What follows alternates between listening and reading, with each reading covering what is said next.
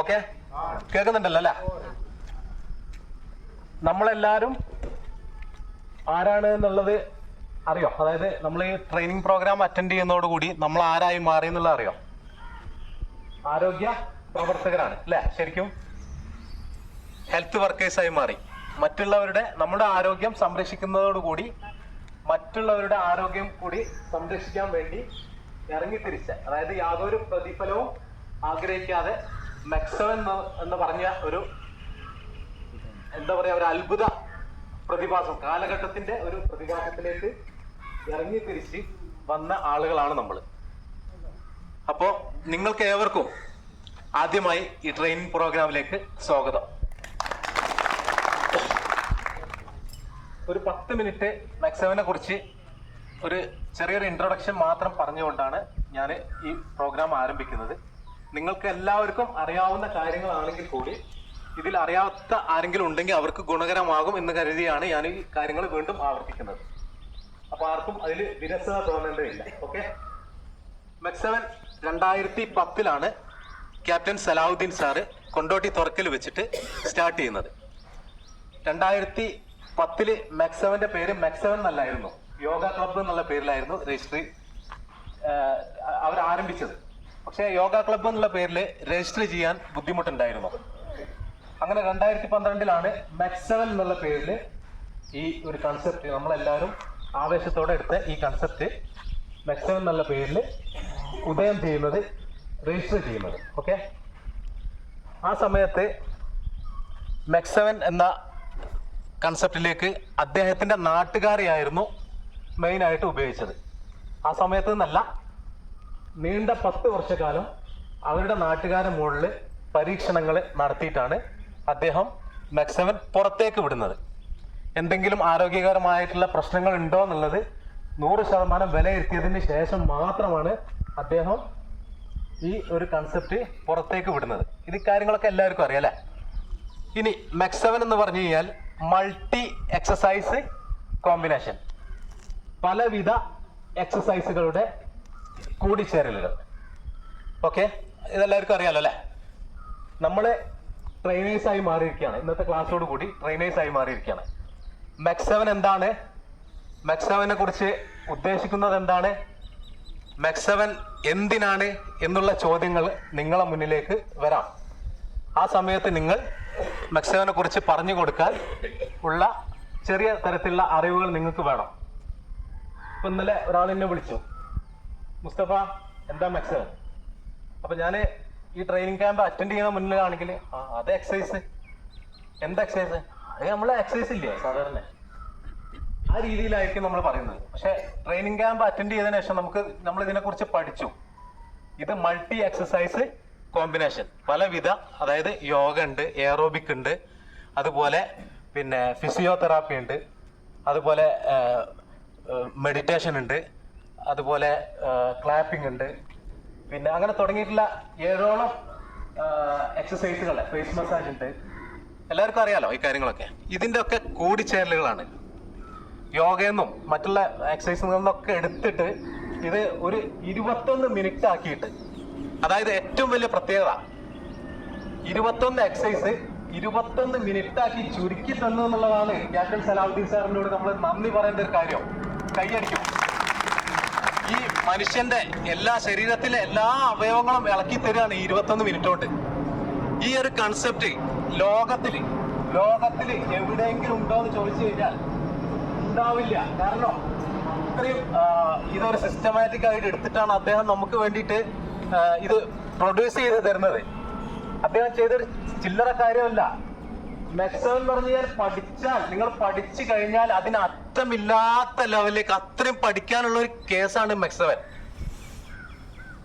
21 exercise നമ്മളെ ബോഡിയുടെ എല്ലാ ഭാഗത്തെയും ഇളക്കുന്നു, നമ്മളെ ശരീരം വേർപ്പിക്കുന്നു, നമ്മുടെ ശരീര സൗന്ദര്യം വർദ്ധിപ്പിക്കുന്ന തരത്തിലുള്ള എല്ലാ ലെവലിലുള്ള എക്സസൈസുകളും കൂടി ചേർന്നിട്ടുള്ള എക്സസൈസുകൾ അല്ലെ. നമ്മുടെ മെയിനായിട്ട് ഈ എക്സസൈസുകൾ കൊണ്ടൊക്കെ ഉദ്ദേശിക്കുന്നത് എന്താ? ഇപ്പൊ നമ്മളോട് ഒരാൾ ഒരു സംശയം ചോദിക്കുകയാണ്, ഈ എക്സസൈസുകൾ കൊണ്ട് നമ്മൾ എന്താണ് ഉദ്ദേശിക്കുന്നത്? ജീവിത ശൈലി രോഗങ്ങള്. ഇന്ന് പല ആളുകളും ശരീരം അനങ്ങാത്ത രീതിയിലുള്ള ജോലികളിൽ ഏർപ്പെടുന്ന ആളുകളാണ്. ശരിയല്ലേ? അല്ലേ? കമ്പ്യൂട്ടറിന്റെ മുന്നില്, ഫോണിന്റെ മുന്നില്, കടയിൽ വരുന്ന ഇരിക്കുന്ന അവസ്ഥ. ഞാനൊക്കെ കട നടത്തുന്ന ആളുകളാണ്. അപ്പൊ നമ്മള് ശരീരം രാവിലെ ഈ സ്പോർട്സ് ആളുകൾ വരുന്നില്ല, പ്രത്യേകിച്ച് സ്ത്രീകൾ എന്താ ചെയ്യുന്നത്? വീടുകളിൽ ഒതുങ്ങി പോവാണ്. ഇന്ന് മാക്സിമം ഏറ്റെടുത്തിരിക്കുന്നതും സ്ത്രീകളാണ്. എത്രമാത്രം സ്ത്രീകളാണ് ഓരോ ദിവസവും ഈ മാക്സിമം കൺസെപ്റ്റിലേക്ക് കടന്നു വന്നുകൊണ്ടിരിക്കുന്നതെന്ന് അറിയോ? പുരുഷന്മാരെ കണക്ക് നമ്മളെ സെൻട്രൽ തന്നെ നോക്കിയാൽ മതി. പുരുഷന്മാർ 100 ആണെങ്കിൽ സ്ത്രീകൾ 300. ആ രീതിയിലേക്ക് കടന്നു വന്നുകൊണ്ടിരിക്കുകയാണ്. അപ്പോ മാക്സിമം എന്ന് പറഞ്ഞു കഴിഞ്ഞാല് സ്ത്രീകൾക്കും പുരുഷന്മാർക്കും കുട്ടികൾക്കും. പല ആളുകളും ചോദിക്കാറുണ്ട്, ഇത് വയസ്സന്മാർക്കുള്ള ഒരു എക്സസൈസ് ആണോ എന്നുള്ള ചോദിക്കാറുണ്ട്. ഇപ്പൊ കഴിഞ്ഞ ദിവസം മലബാർ ഓഡിറ്റോറിയത്തിൽ ഞാൻ ക്ലാസ് എടുക്കുമ്പോൾ ചോദിച്ചത് യൂത്തിനുള്ള ക്ലാസ് ആണോ എന്ന് ചോദിച്ചൊരു സംശയമാണ്. അപ്പൊ അവരോട് ഞാൻ പറഞ്ഞത് 8 വയസ്സ് മുതൽ, സലാഹുദ്ദീൻ സാർ പറയുന്നത് 6 വയസ്സ് മുതൽ 100 വയസ്സ് വരെ ആരോഗ്യം മാക്സിമം ചെയ്യാൻ ആരോഗ്യമുള്ള ആളുകളാണെങ്കിൽ 6 വയസ്സ് മുതൽ 100 വയസ്സ് വരെയുള്ള ആളുകൾക്ക് ഉണ്ടാക്കിയെടുത്ത കൺസെപ്റ്റ് ആണ് എന്ത്? മാക്സിമം. വയസ്സന്മാർക്കുള്ളതാണോ? പുരുഷന്മാർക്കുള്ളതാണോ? സ്ത്രീകൾക്കുള്ളതാണോ? ഏതെങ്കിലും മത വിഭാഗത്തിനുള്ളതാണോ? അങ്ങനെ ആരും വിശ്വസിക്കുന്നതാ? എന്താ? മുസ്ലിം വിഭാഗത്തിനുള്ളതാണോ? ഹിന്ദു വിഭാഗത്തിനുള്ളതാണോ? ക്രിസ്ത്യൻ വിഭാഗത്തിനുള്ളതാണോ? ഇത് മനുഷ്യർക്ക് ഉണ്ടാക്കിയതാണ്, മനുഷ്യർക്ക് വേണ്ടി ഉണ്ടാക്കിയിട്ടുള്ളതാണ്. ഇതിൽ ഒളിഞ്ഞിരിക്കുന്ന ഒരു അജണ്ടയും ഇല്ല. 100% വിശ്വസിച്ചോളൂ. ഇത് അദ്ദേഹത്തിന്റെ നാട്ടുകാർക്ക് വേണ്ടി ഉണ്ടാക്കിയിട്ടുള്ളതാണ്, സുഹൃത്തുക്കൾക്ക് വേണ്ടി. ഒരു സമയം കഴിഞ്ഞപ്പോ അതാണ്ട് പുറത്ത് കുപ്പിന്ന് ഭൂതം പുറത്തേക്ക് വന്നു എന്നൊക്കെ പറയല്ലോ. ആ രീതിയിൽ ഇത് ആളുകൾ അറിഞ്ഞ് പുറത്തേക്ക് ചാടിയതാണ്. അല്ലാതെ ഏതെങ്കിലും ഒരു സമുദായം വളർത്താനോ അല്ലെങ്കിൽ ഒരു സംഘടന വളർത്താനോ ഉണ്ടാക്കിയെടുത്തതല്ല മാക്സിമം. ശരിക്കും പറയുകയാണെങ്കിൽ ജനങ്ങൾക്ക്, മനുഷ്യർക്ക് വേണ്ടിയിട്ട്, സ്ത്രീകളോ പുരുഷനോ കുട്ടിയോ വാർദ്ധക്യമുള്ള ആളുകളോ യുവാവോ അങ്ങനെ ഒരു വേർതിരിവുമില്ലാതെ ജനങ്ങൾക്ക് വേണ്ടി ഉണ്ടാക്കിയെടുത്തതാണ് മാക്സിമം. അപ്പൊ മാക്സിമം എന്താണെന്നുള്ള ഒരു പൂർണ്ണ ബോധ്യത്തിലേക്ക് എത്തിയല്ലോ അല്ലെ? ഓക്കെ. ഇനി നമ്മൾ ആരോഗ്യ പ്രവർത്തകരാകുമ്പോൾ നമ്മുടെ ആരോഗ്യം നമ്മൾ സംരക്ഷിക്കും അല്ലെ? ഒരു 21 മിനിറ്റ്, ചിലപ്പോൾ 30 മിനിറ്റ് ഒക്കെ വരും. നമ്മൾ ഇങ്ങനെ ഓരോ എക്സസൈസിനെ കുറിച്ച് പറഞ്ഞു കൊടുക്കുമ്പോൾ ഒക്കെ ഒരു 30 മിനിറ്റിലേക്കൊക്കെ വരും. നമുക്കറിയാം, പുതിയ ആളുകളിലേക്ക് ഈ 30 മിനിറ്റ് ഏറ്റവും നിർണായകമായിട്ടുള്ള ഒരു സമയം തന്നെയാണ് അല്ലെ? ഒരു ജീവിതത്തിൽ, ഒരു ദിവസത്തിലാണ് നമ്മൾ ആകെ ഒരു 30 മിനിറ്റ് സമയം ഇതിന് മാറ്റി വെക്കുന്നത് അല്ലെ? ആ 30 മിനിറ്റ് സമയം ഒരു മനുഷ്യനെ സംബന്ധിച്ചിടത്തോളം ഇതിൽ എന്തെല്ലാം നമുക്ക് ലഭിക്കുന്നുള്ള കാര്യം കൂടി പറഞ്ഞിട്ട് ഞാനിത് വൈൻഡപ്പ് ചെയ്യാം. നമ്മളെ പഴയ കാലങ്ങളിൽ സീനിയർ ആയിട്ടുള്ള ആളുകൾക്കൊക്കെ അറിയാം, ഭയങ്കര ആളുകൾ തമ്മിൽ ഭയങ്കര രീതിയിലുള്ള ഒരു അറ്റാച്ച്മെന്റ് ആയിരുന്നു. ഇപ്പൊ നമ്മളെ വീട്ടില് അപ്പുറത്ത് 1 കിലോമീറ്റർ അപ്പുറത്തുള്ള കാര്യങ്ങൾ പോലും അന്ന് മൊബൈലും കാര്യങ്ങളൊന്നും ഇല്ലായിരുന്നു. പക്ഷെ അവിടുത്തെ കാര്യങ്ങൾ നമുക്ക് അറിയാമായിരുന്നു. ഭയങ്കര ബന്ധമായിരുന്നു മനുഷ്യർ തമ്മിൽ. പിന്നെ ഇപ്പൊ ഈ സമീപകാലത്ത് മനുഷ്യർ തമ്മിലുള്ള ബന്ധങ്ങൾക്ക് അകലം വന്നു. ശരിയാണോ? മൊബൈല്, സോഷ്യൽ മീഡിയ ഒക്കെ വന്നു. പക്ഷെ എങ്കിൽ പോലും മനുഷ്യർ തമ്മിൽ ഞാന്, എന്റെ വീട്, എന്റെ കുടുംബം, ആ ലെവലിൽ നമ്മൾ ഒതുങ്ങിപ്പോയിരുന്നു. ശരിയല്ലേ? ഈ സമയത്താണ് മാക്സിമം ഉത്ഭവം ചെയ്യുന്നത്. മാക്സിമം വന്നതോടുകൂടി എന്തായി? നാട് ഒന്നിക്കുകയാണ്. സുലൈമാനും രാജേഷും പുഷ്പയും അതുപോലെ ജോസഫും എല്ലാവരും കൂടി ചേർന്ന് രാവിലെ അങ്ങോട്ട് ഇറങ്ങുകയാണ് മാക്സിമിന് വേണ്ടിയിട്ട്. ഈ ഒരു കൺസെപ്റ്റ് ഈ മതേതര ഇന്ത്യയില് വരേണ്ട സംഗതിയല്ലേ? ശരിയല്ലേ? ഇന്ന് ഗൾഫ് രാജ്യങ്ങളിലും മറ്റുള്ള സംസ്ഥാനങ്ങളിലൊക്കെ എല്ലാ ആളുകളും കൂടി ചേർന്ന് ചെയ്യാണ്. പാകിസ്ഥാനികളുണ്ട്, മറ്റുള്ള ആളുകളുണ്ട്, എല്ലാ രാജ്യക്കാരും ചേർന്ന് ചെയ്യാണ്. അപ്പൊ മെക്സോനോണ്ട് കിട്ടുന്ന വലിയ ഗുണം എന്താ? മാനവ സാഹോദര്യം അല്ലെ? മാനവ സാഹോദര്യമാണ് മെക്സോന് കൊണ്ട് നമുക്ക് മെയിൻ ആയിട്ട് കിട്ടുന്നത്. ശരിയല്ലേ? ഈ ഒരു സാഹോദര്യം നമ്മളെ മെക്സോൻ ഇല്ലാത്ത ഒരു കാലഘട്ടത്തിലാണെങ്കിൽ ഇത്ര രീതിയിൽ ഉണ്ടായിക്കോണമെന്നില്ല. ശരിയല്ലേ? നമ്മൾ ഇതിൽ ഇറങ്ങി തിരിച്ചോണ്ടാണ് നമുക്ക് ഈ കാര്യങ്ങൾ മനസ്സിലാവുന്നത്.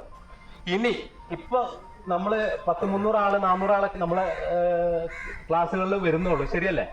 പക്ഷെ ഭാവിയില് ഓരോ വീടുകളിലും ഒരു മെക്സവൻ ചെയ്യുന്ന ആളെങ്കിലും ഉണ്ടാവുന്ന രീതിയിലേക്ക് മെക്സവൻ മാറും. അത് മാറുന്നതോടുകൂടി അസുഖമില്ലാത്ത നല്ല ആരോഗ്യമുള്ള ഒരുപാട് ഒരു ജനതയെ നമുക്ക് വാർത്തെടുക്കാൻ പറ്റും.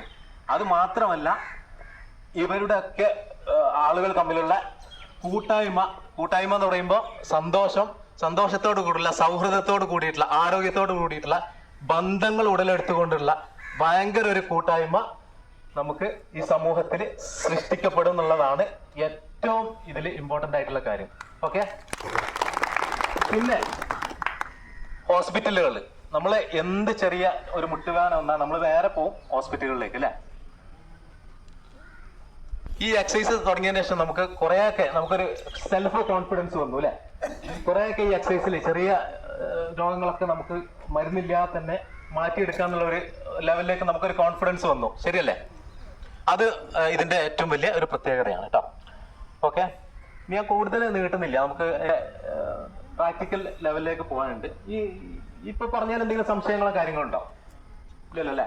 പോസിറ്റീവ് അല്ലേ? ചോദിക്കാം. ഓക്കെ, നമ്മൾ ഇനി പ്രാക്ടിക്കൽ സെക്ഷനിലേക്ക് പോവാണ്. അപ്പൊ ആ സെക്ഷനിലേക്ക് കബീർ സാറിനെയും സുനിയേട്ടനെയും ഔദ്യോഗികമായിട്ട് ക്ഷണിച്ചിട്ട് ഞാൻ എന്റെ വാക്കുകൾ ഉപസംഹരിക്കും. Okay, thank you.